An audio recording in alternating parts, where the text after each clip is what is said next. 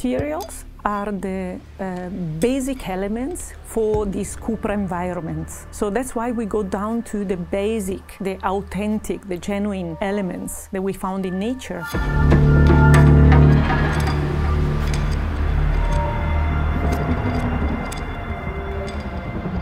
As you see, we can add some more copper or stones, or a little more warm, like this.